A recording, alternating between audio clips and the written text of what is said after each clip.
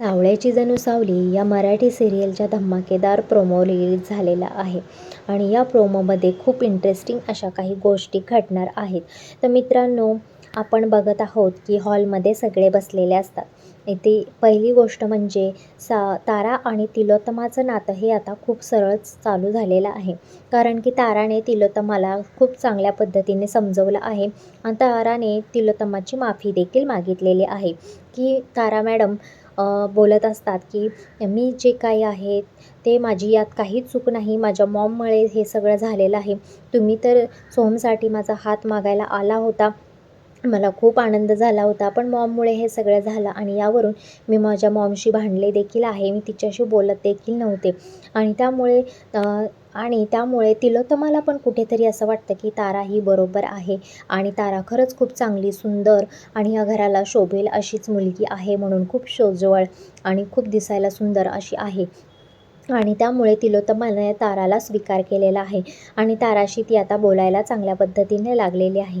तिलोत्तमाने ताराचा या घरामध्ये सून म्हणून स्वीकार केलेला आहे.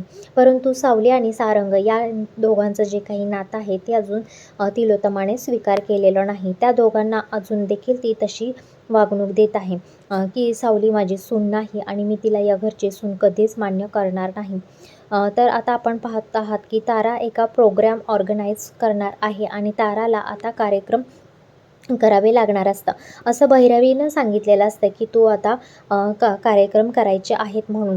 कारण की तिने ॲडव्हान्स घेतला आहे पिकू शेटने आणि तिने म्हणून.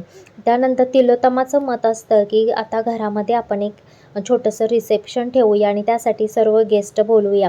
आणि तीसुद्धा ताराबद्दल चांगलं मत असल्यामुळे तारालासुद्धा ती म्हणते की तुझे कोण पाहुणे असतील तर तूसुद्धा त्यांना रिसेप्शनमध्ये नक्की बोलव आणि एक चांगल्या पद्धतीने आपण प्रोग्राम ठेवूया आणि सगळ्यांचं स्वागत आपण आदराने करूया, अशी त्यांची हॉलमध्ये चर्चा चालू असते. ताराला अगदी जवळच बसवलेलं असतं तिच्या आणि तिच्याशी चर्चा करत असते. पण मात्र आपण बघतो की सावली कुठेतरी बाजूला एका कोपऱ्यामध्ये लांब उभी आहे आणि तिलोत्तमा तिच्याकडे बघत देखील नाही आणि तिला काही सजेशनसुद्धा विचारत नाही किंवा तुझ्या कुठल्या पाहुण्यांना बोलव असं वगैरे काहीच बोलत नाही. ती फक्त सोहम आणि तारा यांच्या रिसेप्शनबद्दलच बोलत असते. कारण की तारा आणि सोहमचं मोठं लग्न झालेलं नसतं. अगदी त्यांनी पळून जाऊन लग्न केलेलं असतं. त्यामुळे कोणत्याही पाहुण्यांना सोहम आणि तारा यांच्याबद्दल अजून काही माहीत नसतं किंवा सांगितलेलं नसतं. त्यामुळे एक छोटंसं रिसेप्शन आपण ठेवू असं ती ताराला बोलत असते. त्यामुळे सावलीचं आणि सारंगचंसुद्धा नवीन लग्न झालेलं आहे. त्यांचंसुद्धा रिसेप्शन हे बाकी आहे. पण ती त्यांच्या रिसेप्शनबद्दल एवढी काहीच तिला इंटरेस्ट नसतो आणि ती त्यामध्ये काहीही भाग घेत नाही आहे. मात्र आता तारालासुद्धा टेन्शन आलेलं असतं की तिचा जर गाण्याचा प्रोग्राम ठेवला आणि यात जर माझ्या गाण्याचं बिंड फुटलं तर आता काय होणार. त्यामुळे ती थोडीशी तिला एकीकडून चांगलं वाटत असतं की मॉम तिच्याशी चांगलं वागायला बोलायला लागली आहे आणि एकीकडून तिला खूप सारं टेन्शन देखील आलेलं असतं. आणि त्यामुळे ती म्हणते की आपण छोटंसं रिसेप्शन करूया, जिथे आपले सर्व गेस्ट असतील आणि आपण सर्वांना बोलू आणि त्यानंतर ती ताराला सुद्धा विचारते की तुझासुद्धा यामध्ये आपण कार्यक्रम ठेवूया गाण्याचा. आणि त्यानंतर तिलोत्तमा ताराला विचारल्यानंतर सावलीला मात्र काहीच विचारत नाही. त्यामुळे सावलीला मनाला कुठेतरी खूप वाईट वाटतं. सारंगलासुद्धा खूप वाईट वाटतं की आपल्या बायकोला काहीच मॉम विचारत नाही आहे. पण सावली नाराज न होता हसून तिथे असते आणि तीसुद्धा त्यांच्यामध्ये सहभागी होते अगदी चांगल्या पद्धतीने. तिला बिलकुलही मनाला वाईट वाटत नाही आणि सगळ्यांचा विचार करत असते. परंतु तेवढ्यातच तिथे सावलीला एक येतो, तो म्हणजे फोन.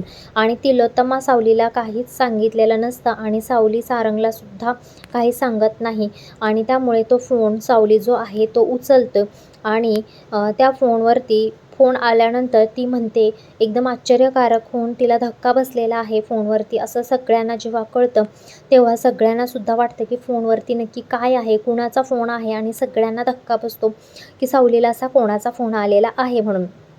आणि तेव्हा ती खूप मोठ्या धक्क्यात जाते आणि ती खूप घाबरते. तेव्हा सारंग अचानक उठतो आणि तिला सावरतो.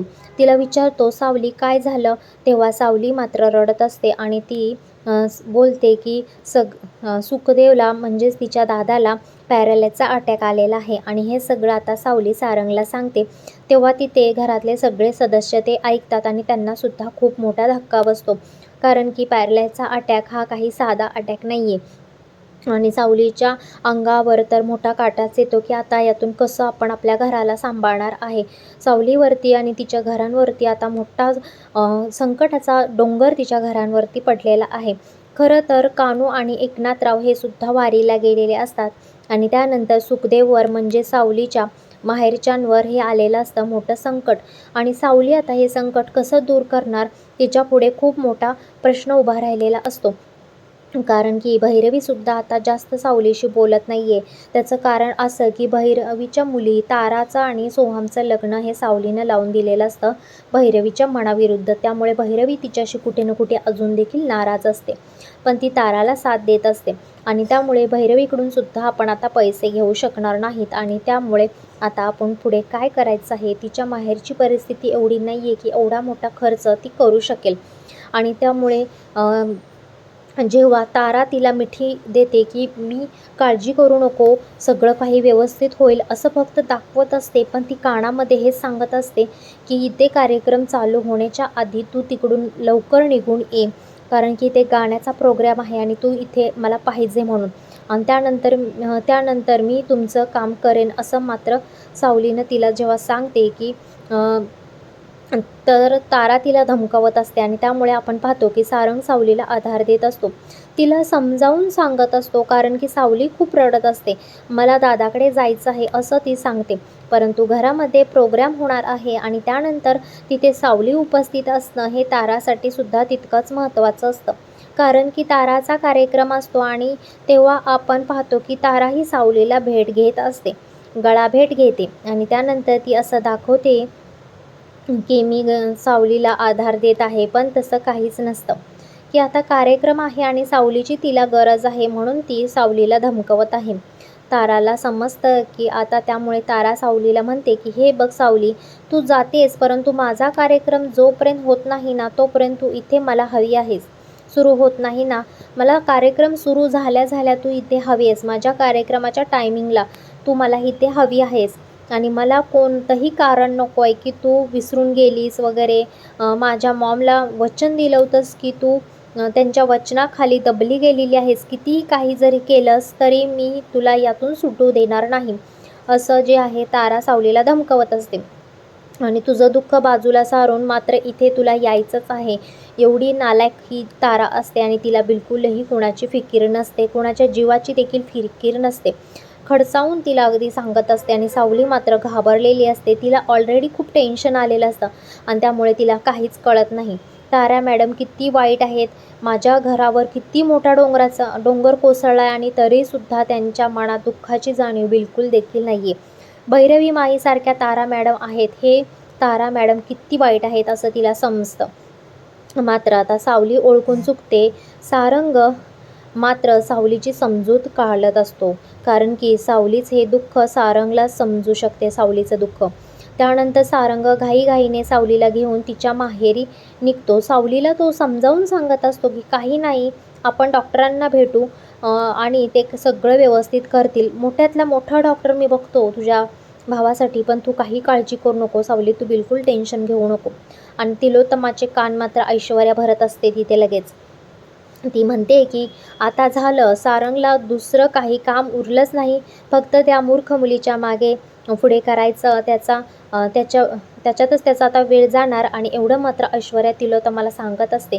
ती म्हणते की सारं काही आता पैसे त्यांच्यासाठीच तो खर्च करणार, वेळ खर्च करणार आणि बाकी आता काहीच तो ऑफिसमधली कामं करणार नाही. आणि एवढंच मात्र तिलोत्तमाला तिचं कान भरत राहते आणि फक्त कुटुंबाचेच त्यांच्या प्रॉब्लेम तो सॉल्व करत बसणार, त्यांचाच होणार तो. आणि त्याला बिझनेसमधलं आता त्याचं लक्ष गेल्यानंतर आपल्याला किती मोठा लॉस होईल. अगोदरच तिलोत्तमा सारंगला सांगत असते की तू तिथे जाऊ नकोस, तुला काय पैशाची मदत करायची असेल तर तू कर, परंतु तिकडे जायची काही गरज नाही आहे तुला. सारंग आपल्या घरी कार्यक्रम आहे, परंतु सारंग मात्र सांगतो की सावलीवर आलेलं संकट आई खूप मोठं आहे, तिला आधाराची गरज आहे आणि तिने आईवडीलसुद्धा तिथे नाही आहेत आणि त्यामुळे मला तिच्यासोबत असणं आवश्यक आहे तिचे. आणि तिलोत्तमा हे बिलकुल तिला आवडत नाही. तिलोत्तमा सारंगला म्हणत असते की सारंग, तू प्रत्येक वेळेस त्या मूर्ख मुलीची बाजू का माझ्यासमोर मांडत असतोस आणि स्पष्टीकरण देत राहतोस रे, की तिच्यासाठी तुला तिच्यासोबत जाणं किती महत्त्वाचं आहे. परंतु सारंग हे सुद्धा समजून घे की घरामध्ये प्रोग्राम होणार आहे आणि त्याची तयारी आपल्याला करावी लागणार आहे. तेव्हा मात्र सारंग म्हणतो की मी लवकर जाऊन येईन आणि काय तिचे अपडेट्स आहेत ते पाहून घेईन. परंतु आपण पाहतो की जेव्हा सावली आणि सारंग हे सुखदेवपर्यंत पोचतात तेव्हा सुखदेवला खूप वाईट वाटतं. या अवस्थेमध्ये सुखदेवला त्रास होत असतो. जयंती तिथे बसलेली असतं, मात्र जयंतीला काहीच पडलेलं नसतं त्या सुखदेवचं, ना सावलीचं, ना कोणाचं सुद्धा. जयंती ही जयंतीच असते. सावलीला समजत असतं की यातून कसं आता बाहेर पडायचं ते समजत नसतं आणि हा दुःखाचा डोंगर कसा दूर व्हावा हे मात्र सावलीला कळत नाही. तर मित्रांनो, आपण पाहतो की सारंगने सावलीला साथ दिल्याबद्दल, तिच्या घरातल्यांचे त्याचे प्रॉब्लेम आहे ते समजून घेतल्याबद्दल सारंग हा खरंच खूप चांगला नवरा आहे हे सिद्ध झालेलं आहे. मात्र तिलोत्तमाला हे समजत नाही की आपल्या सुनेच्या घरचे सुद्धा आपलेच आहेत आणि त्यांना आपण कशा पद्धतीने आर्थिक, मानसिक मदत केली पाहिजे. पण इथे बिलकुलही असं दिसत नाही आहे.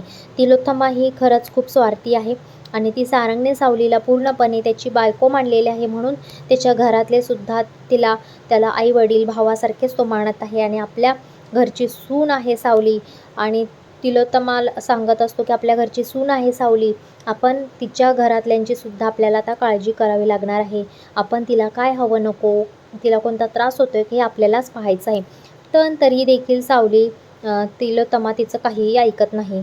परंतु सारंग हा निर्णय घेतलेला असतो की तिलोत्तमाला दुखवलेलं असतं तिने आणि तो तिलोत्तमाचं काहीही ऐकत नाही. तिलोत्तमा त्याला बार सांगत असते की तू तिथे जाऊ नको म्हणून. परंतु सारंगने निर्णय घेतलेला असतो आणि त्याच्या निर्णयापुढे तो ठाम असतो आणि तो शांततेत सावलीला घेऊन त्याच्या घरी जातो. ऐश्वर्या मात्र तिलोत्तमाचे कान भरत राहते, प्रत्येक वेळेस भरत असते आणि यावेळेससुद्धा ती भरत आहे. फक्त सावलीचाच विचार तो यावेळेस करत असतो आणि मॉम आपल्या लक्षात यायला पाहिजे आणि ताराचसुद्धा वागणं आता मात्र तिलोत्तमाला खटकत असतं. कारण की तारा असं दाखवत असते की सावली ही म्हणजे काहीच महत्त्वाची नाही आहे. ती फक्त माझ्यासाठी असिस्टंट आहे आणि हे सुद्धा तिलोत्तमाला खटकतं.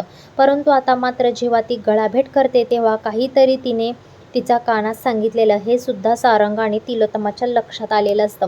मित्रांनो, लवकर तिलोत्तमासमोर ताराचं सत्य येणार आहे. तारा नाही तर सावलीचं गाणं गाते हे मात्र सगळ्यांना समजलं तर सावलीचं क्रेडिट घरामध्ये नक्कीच वाढणार आहे आणि तिलोत्तमाच्या नजरेत सारा ही परफेक्ट सून ही होणार आहे.